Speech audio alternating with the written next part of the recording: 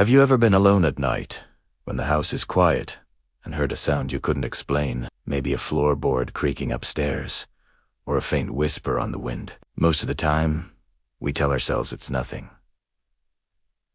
But what if it wasn't? What if something was trying to tell you not to look? Welcome to Hollow Creek, a quiet American town where the nights were once defined by their profound silence. No traffic, no sirens, just the hum of power lines and the occasional distant bark of a dog. Residents slept soundly, wrapped in the comfort of predictable calm.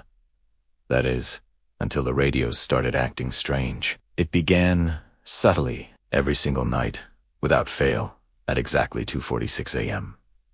The local station, WHCR 104.6 FM, would abruptly cut off whatever it was playing. A cold, steady emergency broadcast tone would fill the air. It wasn't loud or frantic, just a clinical, chilling sound. After the tone, a calm, dispassionate voice would speak. This is an emergency alert. Residents are advised to remain indoors and avoid looking out of their windows. And just like that, the music would fade back in, as if nothing had happened. At first, people laughed it off. A glitch, they said. Outdated equipment. A weird local prank. The town council checked their systems and officially stated that no such alert existed. There were no storms on the horizon, no chemical spills, no threats of any kind. And yet, the broadcast continued. Night after night. Same time, same message. No explanation, no official record. An unease began to settle over Hollow Creek. People started turning their radios off before bed. Some went as far as unplugging them completely. Who's to be saved? But a few residents, the night owls, the third shift workers. The insomniacs, they kept listening, and they were the ones who noticed when things got worse. Evan Miller was one of them, a long-haul truck driver in his early 30s. Evan was no stranger to lonely nights and desolate roads. When he was back home in Hollow Creek, he'd often stay up late, nursing a coffee at his kitchen table, with the radio murmuring softly in the background. On his first night back from a long trip, he heard it. The tone, then the voice. He glanced at his phone, 2:46 a.m., on the dot. The message felt weirdly personal, like a secret whispered into the dark, not meant for everyone. Still, he shrugged it off. But he did notice something unsettling. After the alert, the radio hosts didn't say a word. The music just picked up mid-song, as if a slice of time had been neatly cut out and stitched back together. The next night, Evan was ready. He sat at his table, waiting. 2:46 a.m.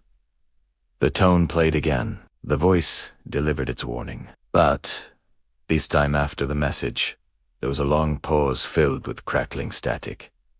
And then, the voice returned. Softer now, more intimate. And it said his full name. Evan Thomas Miller. Evan's stomach plummeted. The radio wasn't done. It calmly, methodically, listed his home address, right down to his apartment number. He shot to his feet so fast, his chair clattered to the floor. The voice concluded with 4 simple words that made his skin crawl and his blood run cold. You already looked, but he hadn't. He was sure of it. At least, he didn't remember looking. He stood frozen in his kitchen, heart hammering against his ribs, his gaze locked on the dark, reflective glass of the window across the room. Outside, the street was bathed in the sickly orange glow of a single, flickering lamp. He tried to rationalize it. It had to be a prank, some sicko using public records to mess with him. He reached for the radio, his hand shaking, intending to shut it off. But the knob wouldn't turn. It was stuck fast. As his fingers fumbled with the dial, the radio crackled to life again. The emergency tone blared for a second time that night. Then the voice returned, but it was different. It sounded familiar. Frighteningly familiar. With a surge of pure terror, Evan realized it was his own voice. The same cadence, the same rhythm, the same slight rasp in the throat. This is an emergency alert.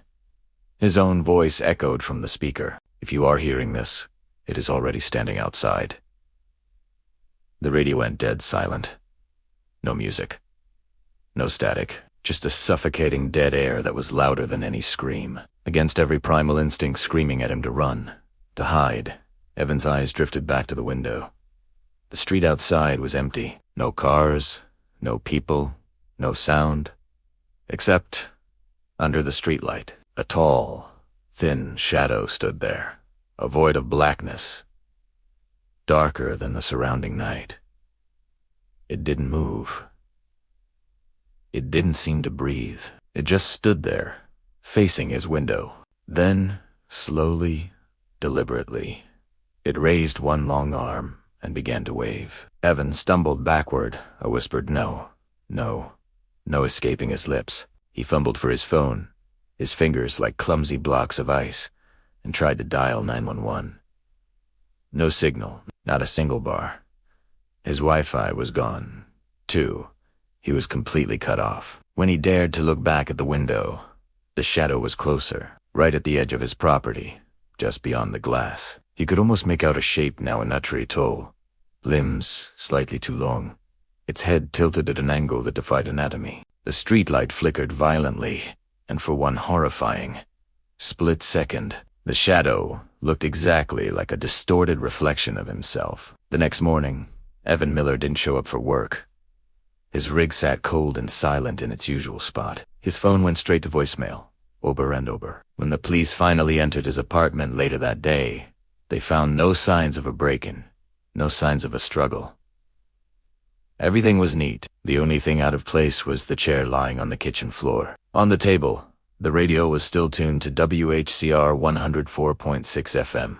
The officers noted in their report that it was unplugged from the wall, but they could still hear a faint, almost imperceptible static whispering from its speaker. Evan Miller was never seen again. After that, the phenomenon in Hollow Creek escalated. More people reported hearing their own names whispered from their radios during the 2:46 a.m. broadcast. Some claimed the voice didn't just warn them, but accused them, telling them they had already broken the one simple rule. Others reported hearing sharp, rhythmic knocking on their doors and windows, starting at precisely 2:46 a.m.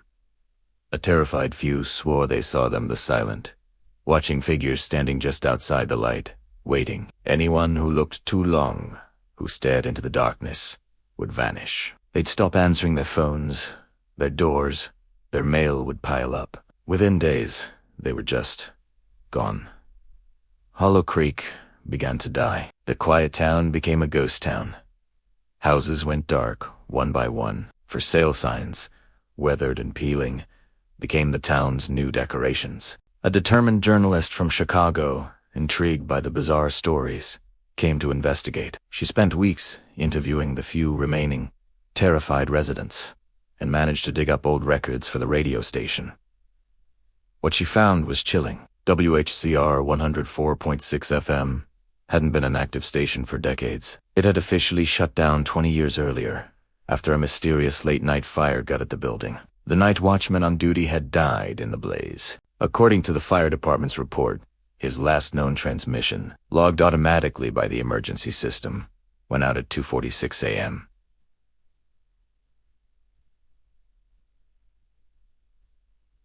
It was an alert, warning residents to stay inside and away from their windows, because, in his panicked words, something was moving through the streets.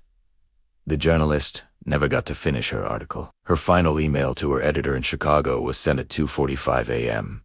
It contained a single, terrifying sentence. The radio just said my name. To this day, what's left of Hollow Creek sits empty and silent. But travelers who pass through late at night tell stories. They say their car radios will sometimes switch stations on their own, the dial landing on a frequency that shouldn't exist. And at exactly 2:46 a.m., they might hear a calm voice reminding them of a simple rule. And if you ever happen to be one of those travelers, and you hear your name, it's already too late. Because whatever it is that issues the warning from the dark, it doesn't just want to be avoided. It wants to be seen. It wants you to look. Thanks for watching. If you enjoyed this story, be sure to hit that like button and subscribe for more Tales from the Shadows. Stay safe out there. And whatever you do, don't look out the window.